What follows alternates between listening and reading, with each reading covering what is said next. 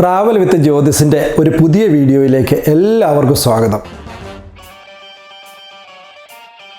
ഞാൻ ഇന്ന് സംസാരിക്കുന്നത് New Brunswick critical worker pilot പ്രോഗ്രാമിനെ പറ്റിയാണ്. No IELTS, no educational requirement, ഇങ്ങനെയുള്ള ഒരു പ്രോഗ്രാം ഞങ്ങൾ കണ്ടു. ഇതൊക്കെ ശരിയാണോ ചേട്ടാ?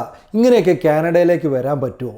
ഈ ചോദ്യം ഒരുപാട് പേര് എന്നോട് പേഴ്സണലി മെസ്സേജ് അയച്ച് ചോദിച്ചു. അതിനുള്ള ആൻസറായിട്ടാണ് ഞാനിപ്പോൾ വന്നിരിക്കുന്നത്. ന്യൂ ബ്രൗൺസ്വിക്ക് റീസെൻ്റ്ലി ഒരു പ്രോഗ്രാം അനൗൺസ് ചെയ്തിട്ടുണ്ട്. New Brunswick critical worker pilot programme എന്നാണ് ഇതിൻ്റെ പേര്. ഇതൊരു തരം PNP പ്രോഗ്രാമാണ്, അല്ലെങ്കിൽ പ്രൊവിൻസിൻ്റെ ഒരു ഇമിഗ്രേഷൻ പ്രോഗ്രാമാണ്. പറഞ്ഞ പോലെ New Brunswick critical worker pilot programme എന്ന് പറയുന്നത് ഒരു ടെസ്റ്റിംഗ് ഫേസ്, അതായത് കുറച്ച് നാൾ ഒരു ടെമ്പററി പ്രോഗ്രാം, അതിൻ്റെ സക്സസ് എങ്ങനെയുണ്ട് എന്നറിയാൻ വേണ്ടി കൊടുക്കുന്ന പ്രോഗ്രാമുകളെയാണ് പൈലറ്റ് പ്രോഗ്രാം എന്ന് പറയുന്നത്. അപ്പോൾ ഈ ഒരു പ്രോഗ്രാം വഴി കാനഡയിലേക്ക് ആളുകൾക്ക് എമിഗ്രേഷൻ നടത്താൻ പറ്റും, അല്ലെങ്കിൽ മൈഗ്രേറ്റ് ചെയ്യാൻ പറ്റും. അപ്പോൾ ഇത് കഴിഞ്ഞ മാസം 7-ാം തീയതിയാണ് ഇങ്ങനെയൊരു പ്രോഗ്രാം അവർ അനൗൺസ് ചെയ്തത്. അപ്പം അനൗൺസ് ചെയ്തതിനകത്ത് നമ്മൾക്ക് ലാംഗ്വേജ് റിക്വയർമെൻറ്റ് ഒന്നും ചോദിക്കുന്നില്ല. അതായത് IELTS എന്ന് പറയുന്ന ഒരു സാധനം അവർ ചോദിക്കുന്നതില്ല. പകരം 200 അവർ നമുക്ക് ലാംഗ്വേജ് ട്രെയിനിങ് തരണം എന്നുള്ളതാണ് അവരുടേത്. അതായത് അവരല്ല, നമ്മളെ എടുക്കുന്ന എംപ്ലോയർ തരണം എന്നുള്ളതാണ്. ഇതിനെപ്പറ്റിയൊക്കെ ഞാൻ പിന്നീട് വരാം. പിന്നെ നമ്മളുടെ എഡ്യൂക്കേഷൻ ക്വാളിഫിക്കേഷനോ അങ്ങനത്തെ കാര്യങ്ങളോ ഒന്നും പറയുന്നില്ല, നമ്മുടെ ഏജോ അങ്ങനെ യാതൊന്നും പറയുന്നില്ല. വളരെ വ്യത്യസ്തമായ രീതിയിൽ അവതരിപ്പിച്ച ഒരു പ്രോഗ്രാമാണ് new Brunswick critical worker programme. ഈ ന്യൂ ബ്രൗൺസ്വിക്ക് എന്ന് പറയുന്നത് കാനഡയുടെ ഒരു സൈഡിലുള്ള ഒരു അധികം പോപ്പുലേഷനൊന്നുമില്ല, അധികം മറ്റ് പ്രൊവിൻസിനെ അപേക്ഷിച്ചുള്ള വലിയ പളവളപ്പും തിളക്കമൊന്നും ഇല്ലാത്ത ഒരു പ്രൊവിൻസാണ്. നല്ല പ്രൊവിൻസാണ്. പക്ഷേ ഇപ്പം ഒൻറ്റാരിയോ പോലെയോ ക്യൂബക്ക് പോലെയോ ബ്രിട്ടീഷ് കൊളംബിയ പോലെയുള്ള അത്രയും ഒരു ലെവലിലേക്കൊന്നും എത്തിയിട്ടില്ല. ഒരു സാധാരണ പ്രൊവിൻസ്, വളർന്നുകൊണ്ടിരിക്കുന്ന ഒരു പ്രൊവിൻസ് എന്ന് തന്നെ പറയാം. അങ്ങനെയുള്ള പ്രൊവിൻസിൽ സ്വാഭാവികമായും ആൾക്കാരുടെ ഷോർട്ടേജ് ഉണ്ടാകും. കാരണം പ്രത്യേകിച്ച് നല്ല സ്കിൽഡായിട്ടുള്ള ആളുകളുടെ ഷോർട്ടേജ് ഇതുപോലുള്ള പ്രൊവിൻസുകളിലുണ്ട്.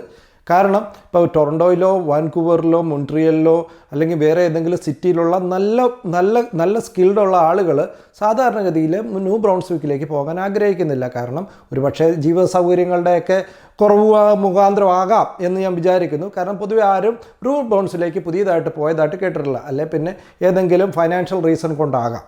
പക്ഷേ ഇങ്ങനെയുള്ളൊരു സാഹചര്യത്തിൽ പല കമ്പനികൾക്കും ഒരുപക്ഷെ അവിടെ ലേബർ ഷോർട്ടേജുകൾ ഉണ്ടാകാം. അതാണ് ഗവൺമെൻറ് ഇങ്ങനെ ഒരു പ്രോഗ്രാം തുടങ്ങിയത്.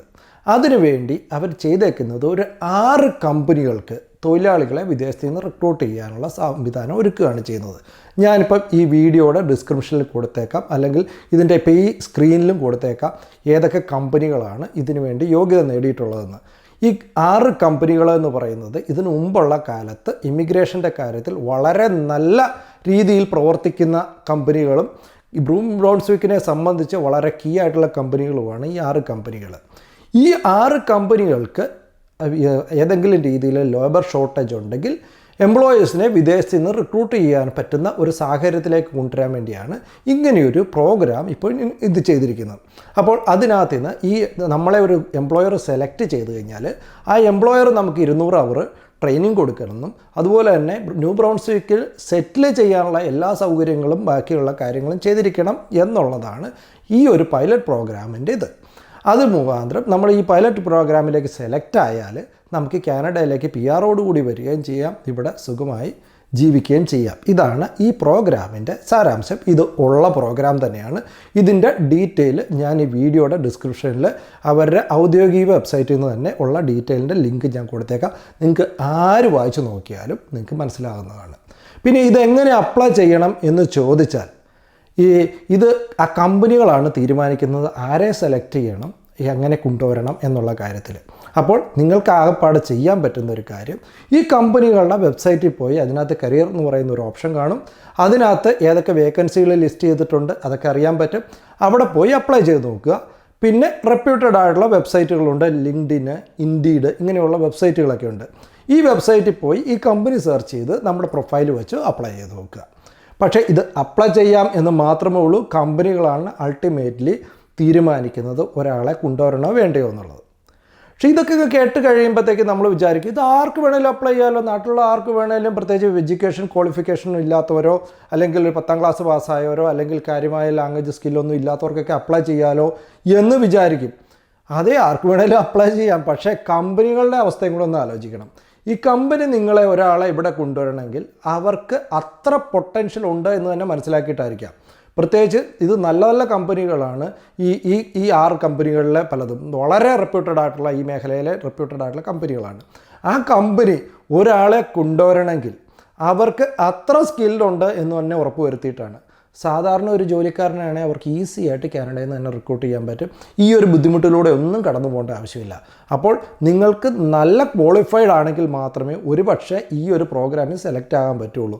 ഇത് ലോകം മുഴുവനുള്ള ആളുകളെയാണ് റിക്രൂട്ട് ചെയ്യുന്നത്, അല്ലാതെ നമ്മുടെ കൊച്ചു ഇന്ത്യ മാത്രമല്ല. അപ്പം ഒരു വേക്കൻസിയൊക്കെ കണ്ടു കഴിഞ്ഞാൽ ഒരുപാട് പേര് അപ്ലൈ ചെയ്യാം. അപ്പോൾ ഒരു ചാൻസ് വെച്ച് മാത്രം നിങ്ങൾക്ക് അപ്ലൈ ചെയ്യാം. നിങ്ങൾ ലക്കിയാണ്, നിങ്ങൾക്ക് അതിനുള്ള ടാലൻ്റ് ഉണ്ടെങ്കിൽ ഒരു പക്ഷേ നിങ്ങൾക്ക് ഈ ഒരു പ്രോഗ്രാം വഴി ഇവിടെ എത്തിച്ചേരാൻ പറ്റും. ഇതാണ് അതിൻ്റെ സത്യം. പക്ഷേ ഞാനിപ്പോൾ എല്ലാവരോടും പറയുന്ന ഒരു കാര്യം, ഇനി ഏറ്റവും കൂടുതൽ ശ്രദ്ധിക്കേണ്ട ഒരു കാര്യം ജോബ് സ്കാമുകളെയാണ്. അതായത് ഓൾറെഡി കാനഡയിൽ ജോലി തരാം, ജോലിയുണ്ട്, ഓഫർ ലെറ്റർ ഉണ്ട് എന്നൊക്കെ പറഞ്ഞ് ഇഷ്ടംപോലെ കമ്പനികൾ ഇപ്പം തന്നെ ഇറങ്ങുന്നുണ്ട്. ഇനി ഈ പേരിലും കൂടെ, ഈ 6 കമ്പനിയുടെ പേരിലും ചിലപ്പം ഇതുപോലുള്ള കള്ളന്മാരിറങ്ങാൻ സാധ്യതയുണ്ട്. അത് കാരണം നിങ്ങൾക്കൊരു ജോബ് ഓഫറൊക്കെ കിട്ടിയിട്ടുണ്ടെങ്കിൽ അത് ഇതുപോലുള്ള കമ്പനികളിലൊക്കെയാണ് തന്നിരിക്കുന്നതെങ്കിൽ അത് കൃത്യമായിട്ട് ഉറപ്പ് വരുത്തിയതിന് ശേഷം മാത്രം മുന്നോട്ട് പോവുക. കാരണം ഇതൊന്നും പണം മുടക്കമുള്ള കാര്യമൊന്നുമില്ല. ആരെങ്കിലും ഇങ്ങനെയൊക്കെയുള്ള ജോബ് ഓഫറൊക്കെ കാണിച്ചിട്ട് ഇത്ര രൂപ തന്നാൽ മാത്രമേ ആ കമ്പനിയിലേക്ക് കൊണ്ടുപോകാൻ പറ്റുള്ളൂ എന്നൊക്കെയുള്ള സ്കാമുകളുണ്ട്. നേരെ ഗെറ്റ് ഔട്ട് അടിച്ചേക്കുക, അതിൻ്റെ ഒന്നും പുറകെ പോയേക്കരുത്.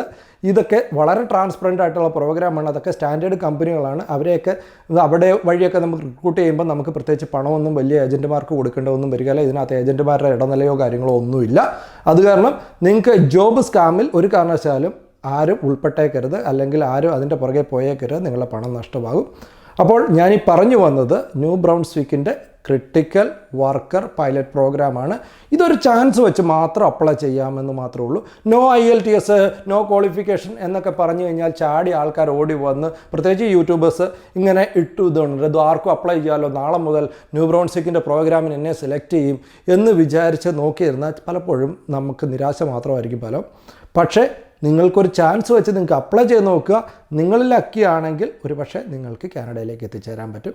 അതാണ് ഇപ്പോൾ ഈ പ്രോഗ്രാമിനെ പറ്റിയുള്ള പ്രധാനപ്പെട്ട കാര്യങ്ങൾ. കൂടുതൽ ഡീറ്റെയിൽ ഒന്നും അവർ പറഞ്ഞിട്ടുമില്ല.